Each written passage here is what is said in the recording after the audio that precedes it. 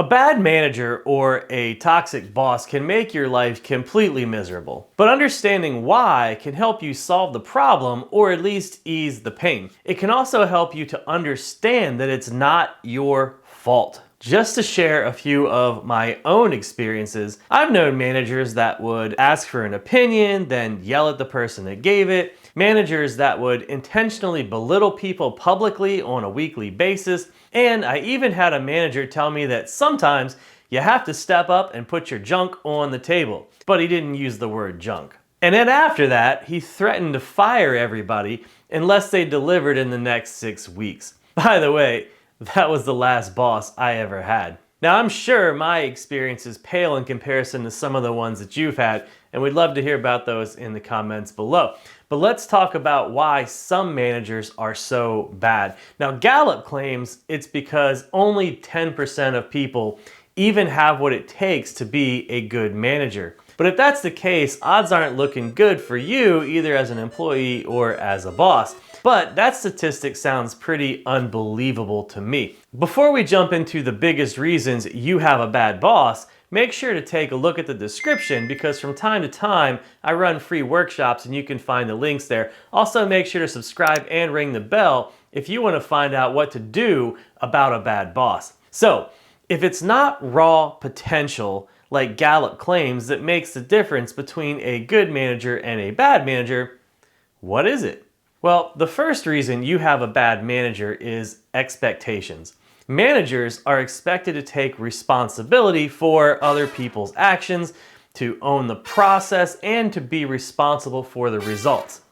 Holy Toledo, Batman! Let's be serious. It's hard enough to make the right decisions for yourself, so how in the world can a manager be expected to take responsibility for someone else's actions and success, much less the whole team of people? It just doesn't make any sense. And let's look at what happens when your manager tries to take responsibility for your actions and success. Well, first off, it feels like crap because no matter how good your idea is or your execution is, it's not you that gets the credit. And when you have an idea, you have to run it by the manager. Now, this means that you can't act quickly and everything's going to take longer, which is incredibly frustrating. Plus, managers tend to become detached from the work over time, so they rarely have all of the information to make the right decisions. And even worse, if you're one of those truly brilliant people with incredibly innovative ideas, chances are your ideas will get shot down because the manager just won't understand them. So now it feels like you have to fight just to do a good job, and over time you lose that energy you had when you started the job. Sound familiar? That's because the idea that the manager should be responsible for the actions and the efforts of their team is at the core of modern management practices, and it's complete nonsense. So, while I'm not excusing the actions of managers that tell you to put your junk on the table, I am acknowledging that managers are placed in an impossible position, which is maybe why Gallup says that only 10% of people have the potential to succeed in that position. But in my experience, the most successful managers are the ones that don't play by the normal rules. Now, you may be saying, hold on, Jeremy, wait a minute. You're in the management consulting, coaching, and training space, and you're poo-pooing the entire concept of modern management? Yeah, pretty much. On to point number 2, training. A lot of managers never get any training at all, and what they do get tends to be inadequate or even terrible. And that makes sense when you understand that the entire premise of traditional management is complete nonsense. It's impossible to train people well in something that doesn't make sense. And maybe that's why most management training focuses on things like communication and DISC analysis. Now, I'm not saying there isn't some value in learning communication skills and that it isn't important to understand that everybody is coming at things from a different place. But when you spend a couple days learning about DISC, then you go back to work, maybe you think about it for a few days or even a week or a month. But then the work starts coming at you and you forget. It's like the organization is this black hole that's sucking you back into the status quo. And DISC doesn't do anything to fix the network issues or the supply chain problems or whatever is holding you back. So now you have a manager that understands that everybody's different and that we should respect those differences, and that's great, but their bonus or promotion is on the line. So they revert back to what they know,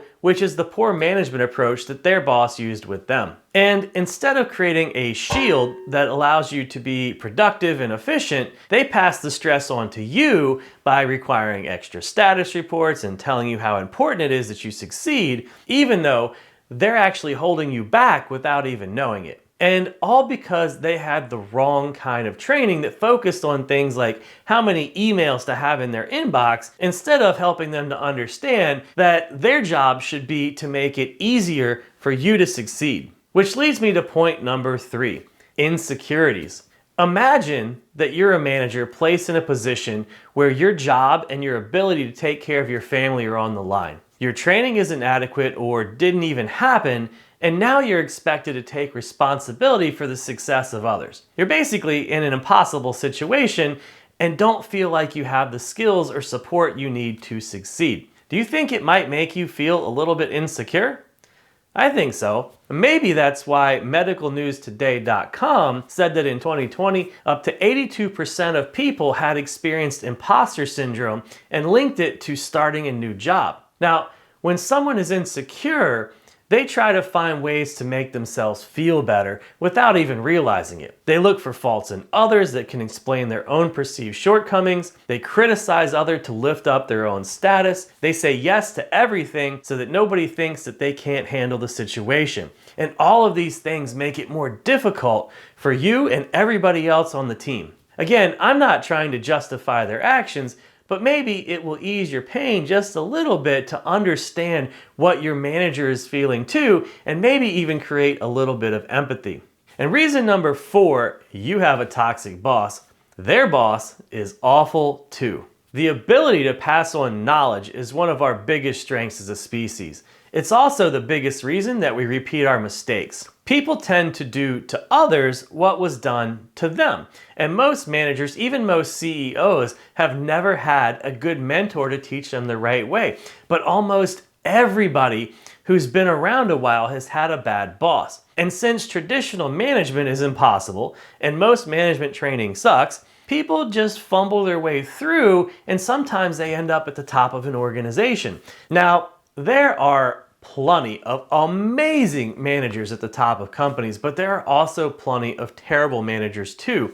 And just because someone is at the top of an organization doesn't mean that they're any good at management or leadership. In fact, I've seen plenty of CEOs that are terrible managers, and they pass their management shortcomings on to the rest of the organization. And if you have the wrong CEO at the top, you generally end up with not just one bad boss, but entire chains of bad bosses. I feel for you if you're in this situation. It happens way too often, and it makes life miserable. You end up working yourself to death, but not going anywhere. You can probably see the dysfunction, and you feel alone. And so many times, it seems like the only way to move up in these organizations would be to just give in and become part of the system and the dysfunction. But you know that giving in is like selling your soul, and it will never make you happy.